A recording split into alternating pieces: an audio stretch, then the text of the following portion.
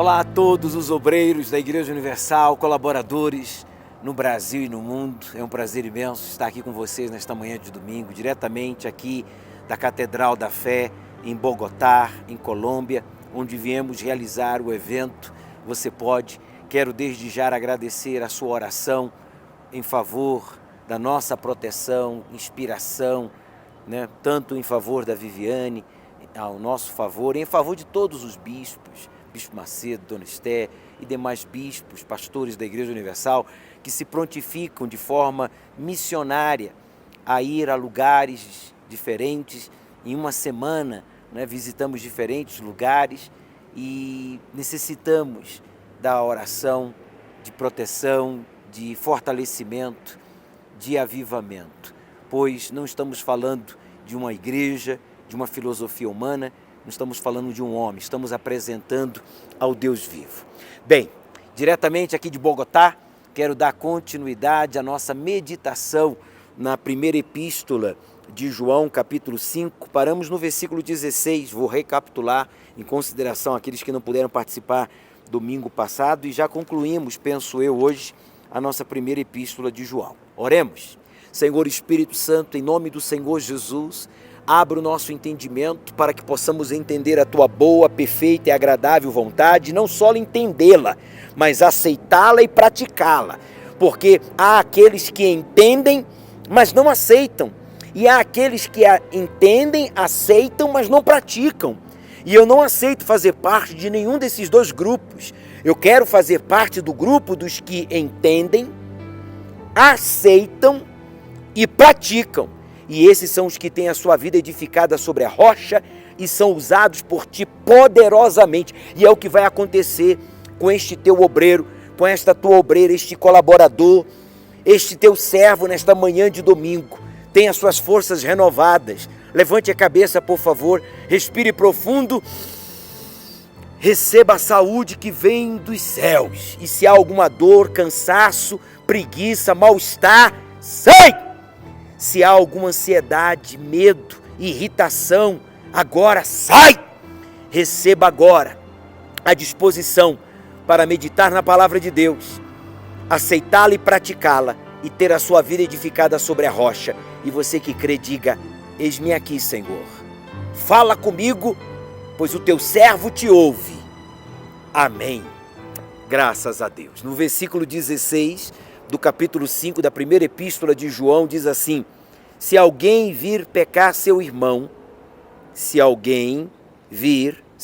pecar seu irmão, pecado que não é para a morte, orarás, e Deus lhe dará, está aqui, lhe dará a vida. Aqueles que não pecarem para a morte. Há pecado para a morte, e por esse não digo que orem. O Espírito Santo, através do apóstolo João, está ensinando a igreja do Senhor Jesus que há pecados que a gente vê o irmão cometendo, mas não é pecado que envolve caráter. O pecado que envolve a morte é o pecado que envolve o caráter, como a mentira, a rebelião, o orgulho.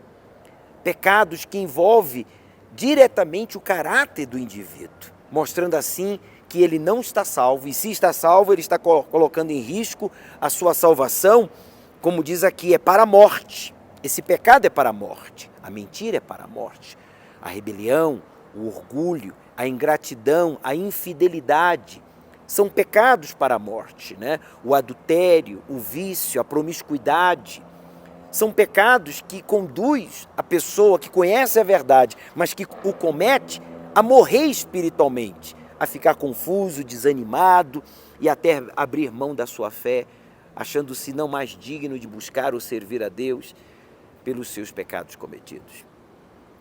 Mas há aqueles pecados, como está escrito aqui, que não é para a morte.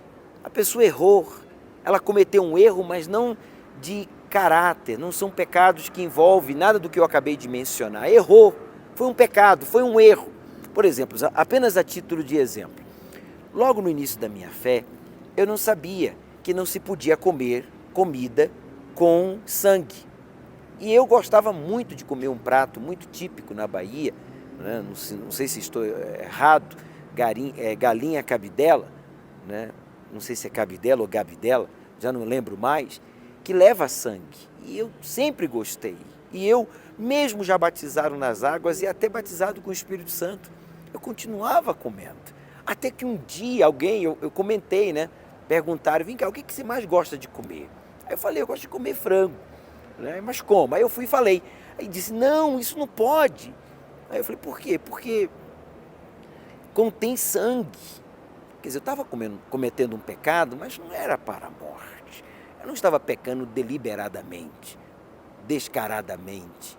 Não, eu desconhecia que não se podia comer comida com sangue. E então, eu fui orientado e fui salvo. Deus me perdoou. Deus usou um servo não para me julgar, não para me condenar, mas para me orientar. E você, obreiro, ouça, obreira, eu dei esse exemplo apenas para que você entenda. Quando você vê um membro, um outro obreiro, um familiar, quem quer que seja, cometendo um pecado, um erro, mas que não envolve o caráter da pessoa, não o condene.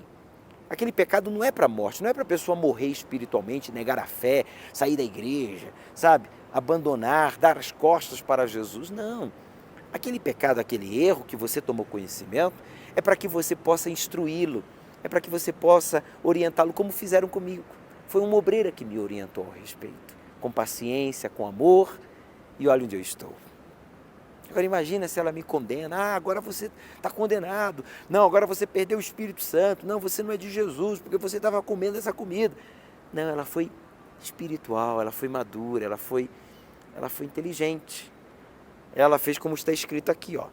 Se alguém vir pecar seu irmão, pecado que não é para a morte, quer dizer, não é com maldade, não é intencional, né? Diz aqui, olha, orará e Deus lhe dará a vida.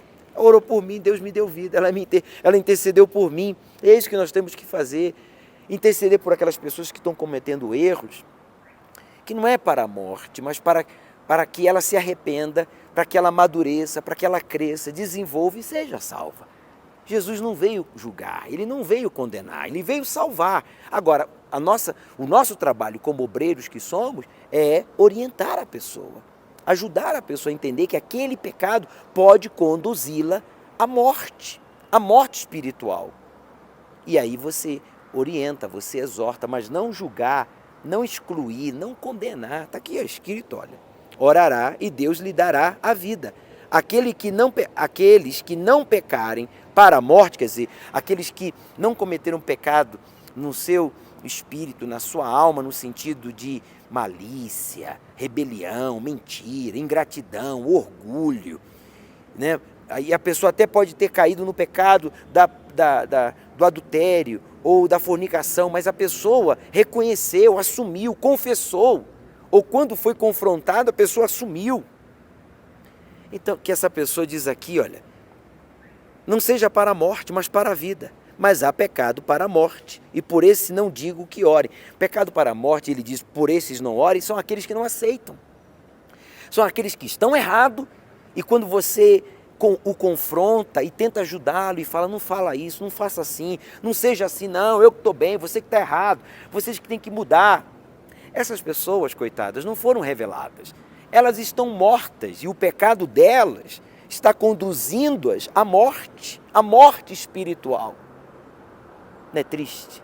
Que Deus nos guarde, que Deus nos livre de tais pecados, ou de tal pecado, que é o pecado da iniquidade, que é aquele que a pessoa sabe que está errado e ela fica projetando, alimentando, sabe, aquele sentimento, aquele plano maligno. Aí acaba mentindo, adulterando, se rebelando, se prostituindo, tocando no sagrado, saindo da obra, julgando a um, condenando o outro. E quem perde é o próprio, é a própria pessoa.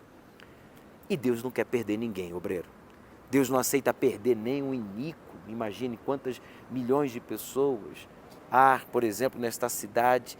Bispo Gilson, aqui em Bogotá, há quantos milhões de habitantes, mais ou menos? 51 milhões, bispo. 51 milhões. Sim, senhor. Obrigado.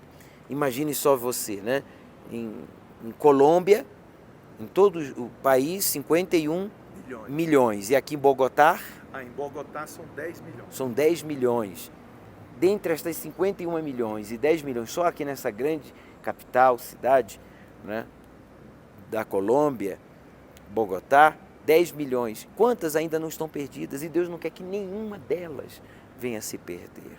Imagine um servo seu, um obreiro, alguém que já conhece a verdade. Então ele diz assim, ele conclui falando, olha, toda iniquidade é pecado, tá vendo? Ó? E há pecado que não é para a morte. Quer dizer, toda iniquidade é pecado, diz aqui, ó. Toda iniquidade, quer dizer, todo sentimento, desejo, contrário à vontade de Deus, vai lhe conduzir à morte. Mas se a pessoa é sincera, humilde, ela vai reconhecer, vai confessar a quem é devido, vai abandonar, vai se levantar e vai seguir caminhando de mãos dadas com o Senhor Jesus. E vai para o céu.